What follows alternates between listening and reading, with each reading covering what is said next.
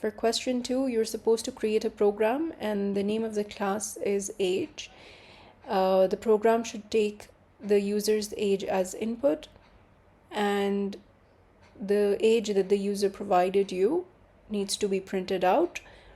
The second thing is that if the user is under 21 years old, you're supposed to print a statement indicating how wonderful it is to be young, and you're supposed to use if control structure for this exercise.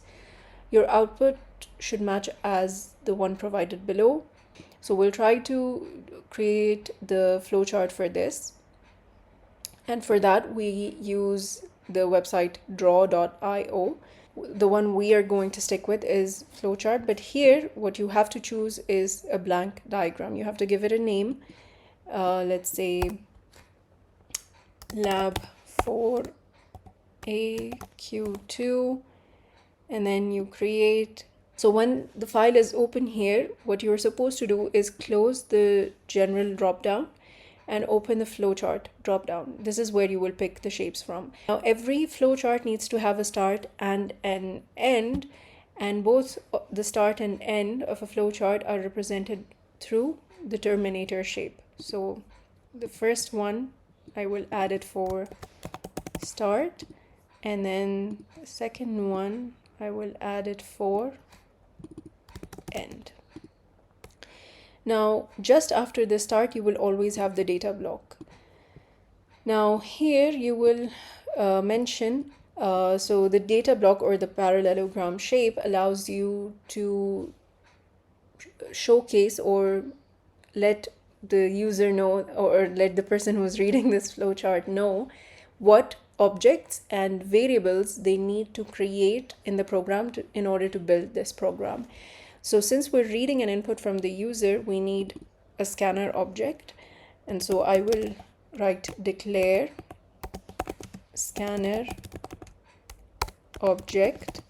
And then we need one integer variable to store the age given by the user. So int age variable. That is it. We don't need anything more. And then the first thing you need to do is prompt the user. So tell the user what you want them to provide. And for that, what we use is the process block prompt user for age, read and store age. So after you prompt the user will provide you the age. Then you read that age from the user and then you store it in the age variable. And then finally print provided age. You could have written this in three different process blocks, but I choose to use just one. You can combine them as well, no problem in that. And then you need to have a decision, because after you get the age from the user, you need to decide, okay, the age that the user provided you, is it less than 21? If it is less than 21, you do something. Otherwise, that's the end of the program. Nothing more. So here you can write is age less than 21, and always put a question mark in these diamond shapes, the decision blocks. And then if it is less than 21, then you are supposed to print it's great to be young, I think. And if it is false, I mean if the age is greater than 21, or if the age is 21 or greater than 21, then in that case we don't do anything because it was not requested in the program. So now what you need to do is connect. When you hover over any of the shapes, you will see there are 4 arrows around it.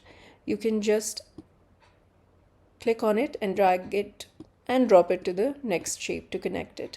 Make sure whenever you create a flowchart, everything is connected. Otherwise, it is not a complete flowchart. So this one will be connected here. This one is connected here. And if you double click on the arrows, you can even type. So this arrow represents the true, or you can even write yes. It's the same. So this represents the true side, and then the other side represents the end, which sorry, the false side, which we can connect to the end.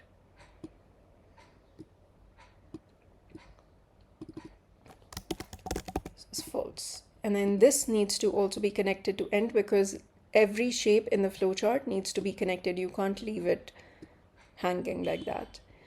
So this is the flowchart for the second question.